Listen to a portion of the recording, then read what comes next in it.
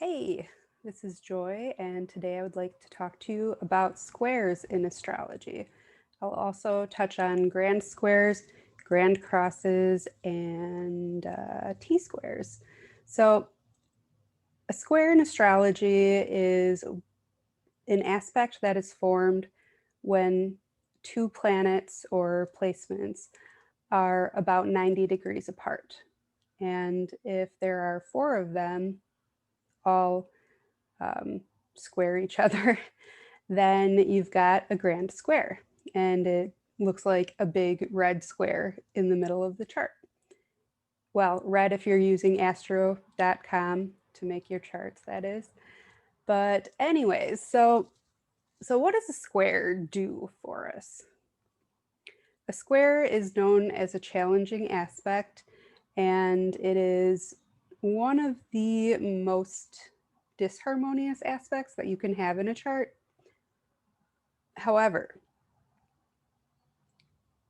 it is also a very beneficial aspect because it's very stimulating. It stimulates a lot of growth, it stimulates energy, and it can lead to a lot of progress. I would like to touch a little bit on like why squares are the way they are, like the essence of squares and the underlying reason that squares are what they are.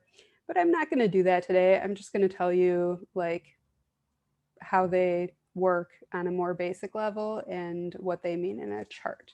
So when you see a square in a chart, you know that the two placements that are square each other are kind of aggravating to each other. It can cause a fair amount of frustration, and it can lead to inner conflict. If it's in a natal chart, it can lead to frustration, aggravation, tension. It creates tension. And it's not like an opposition where you can just like balance the two sides of it out. It's something that is just kind of like continually aggravating. Now, that doesn't mean that if there's a square that it's going to be like miserable every moment of every day.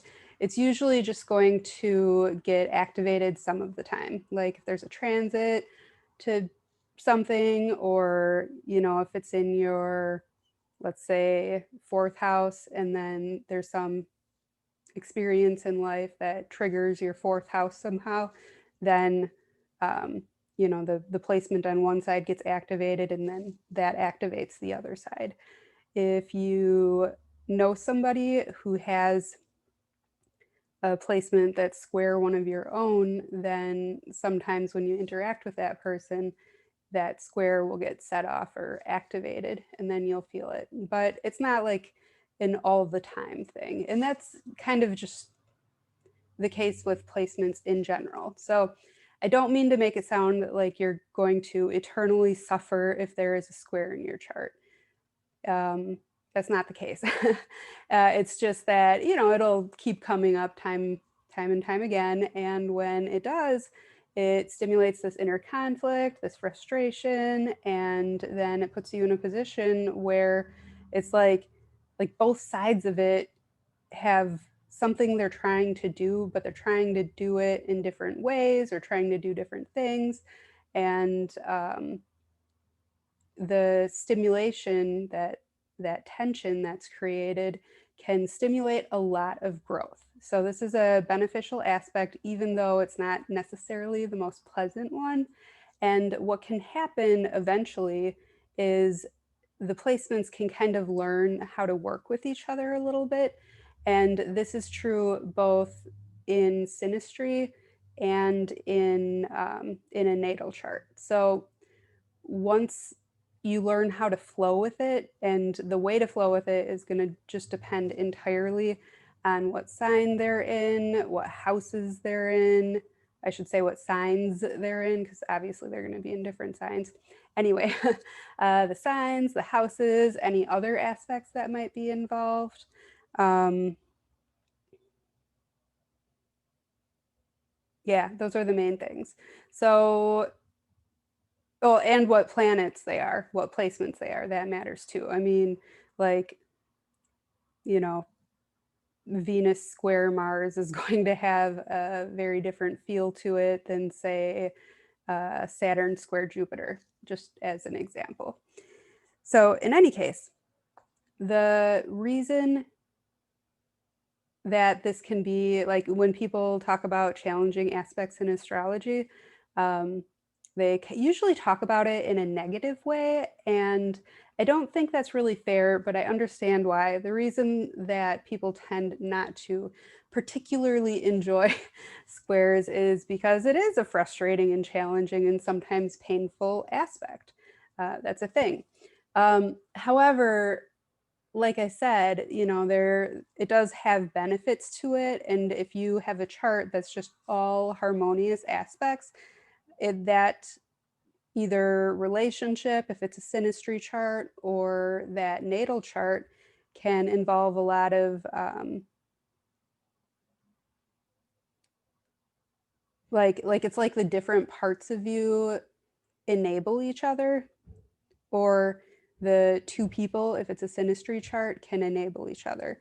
Whereas when there's oppositions and squares, it can really stimulate growth. So, anyways, the grand square that I mentioned that looks like just a big red square in a chart, if it is in a natal chart, a grand square is just automatically also a grand cross. That means that there's like each of the points is square two of the other points, but it's also opposite the third point. So it's made up of two oppositions that square each other.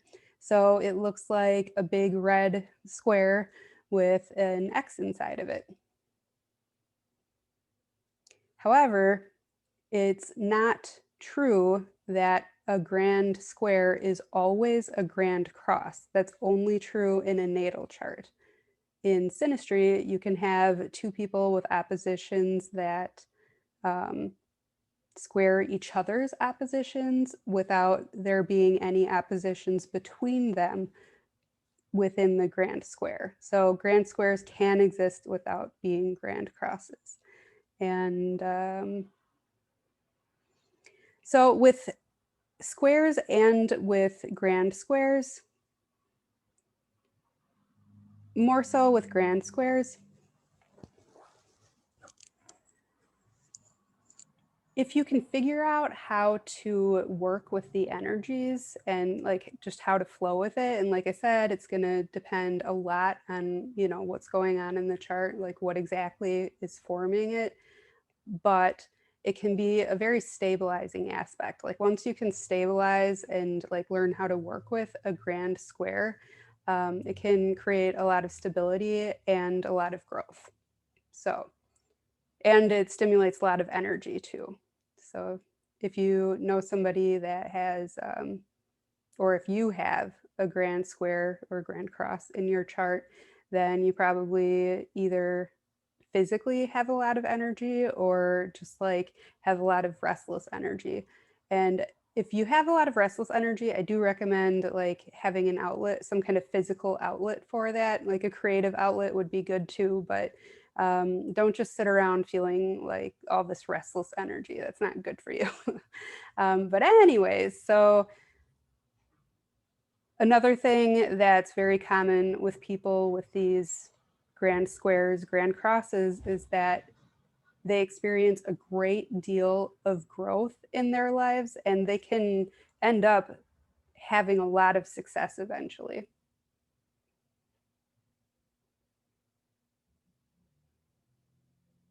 I've read that a lot of very successful people have grand squares in their charts.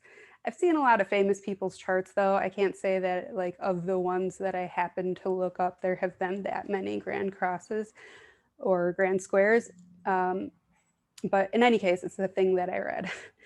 And let's see here. T squares, then.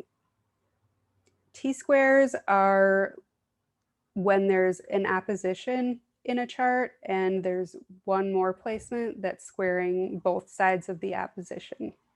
So it's like a big red triangle in the chart.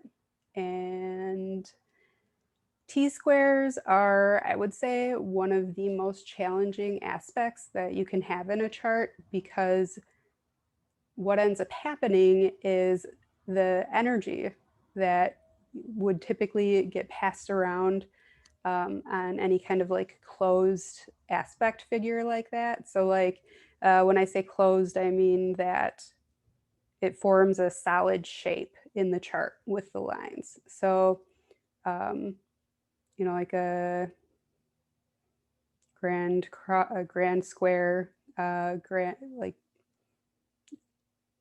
grand trine, kite, mystic rectangle, like anything that, you know, if you look at it, the shape looks like it's completely closed in by all of the lines. Um, what ends up happening with those is energy tends to just like keep getting continually passed around it. But with a T-square, that's not the case. What happens with a T-square is that, like, there may be some of that, but a disproportionate amount of energy ends up getting caught in the apex of it. So, like, if you were to, you know, the apex is the point with the squares, not the points with the oppositions. So what ends up happening is a lot of energy tends to get caught there, and it just kind of stays there. And this can cause stagnation for a person, because it's not just the energy that's related to those points, the other points in the chart, the other points from the T-square. Like, a lot of their energy just in general, a lot of their focus just in general ends up getting caught there, and it doesn't move the way it should. But there is a way to remedy that, and it is to either find a person who has a placement opposite the apex, so that in synastry, or not necessarily in synastry actually, like if you look at the synastry chart, it might not look like a grand square in the synastry chart, but it needs to have some kind of placement, particularly like a notable one in their chart, that's opposite of the apex and square the other 2 points, so that it can take the pressure off of the apex of it. And what ends up happening is that a lot of inner conflict comes up from the other 2 points in the T-square. So it's not necessarily the most pleasant experience in the world, but it does stimulate growth, and it does get the energy unstuck from the apex, and it does allow for some processing of you know, anything related to the other 2 placements, the opposition, if that needs to happen. So, you know, if you're if you're gonna go that route, and I'm not saying that you should use astrology to like pick the people that are in your life, do whatever feels right to you. Like, seriously, like, this is just very theoretical here. So theoretically, if you are going to try to balance out that T-square by, you know, getting the energy out of the apex of it and getting it moving around the T-square again, the way to do that is, like, if you're going to be spending a fair amount of time with this person, or, you know, focusing on them a fair amount, then it's good if there are also some harmonious and fun and pleasant aspects in the chart, because it's not necessarily always going to be fun when they're creating all this inner conflict for you. And what else? Transits to that point. So that point that's opposite the apex is going to be a very sensitive point in your chart. So the point opposite the apex, when transits go through there, you're going to feel that pretty strongly, and it's going to kick off some inner conflict between those other 2 points. And you're going to get that just from the moon alone once a month. And then there's all the other planets too. So this is something that happens, you know, pretty often throughout a year, right? So So when it happens, when you find that that tension is coming up, the way to make the most of it is to just sit with the tension, like be there with it, allow it to exist and just experience it. And it'll kind of just work itself out. And then you'll have a little growth spurt from it. If you do stuff to try to relieve the tension and get away from it and not have to experience it, or if you act out instead of just like being there with it, then you might not necessarily experience that growth. And the same applies with synastry too. You know, if you're like acting out because this person is like triggering all this inner conflict in you, you're not really growing. You're just making problems for yourself essentially. But anyways, so the other idea that you could try would be um, if there's like a writer, like, you know, like a script writer, like well, I guess there's usually like multiple writers for movies and TV shows now. Okay. So anyways, writers, authors, like songwriters, even like actors and other types of performers that have a placement that squares that, that's, you know, potentially a way that you could also try to get the energy unstuck from the apex. But like I said, you know, do whatever feels right. You know, wherever you are right now, you know, it's where you are. And yeah, that's about it, I think, for squares, T squares, and grand squares. Thank you.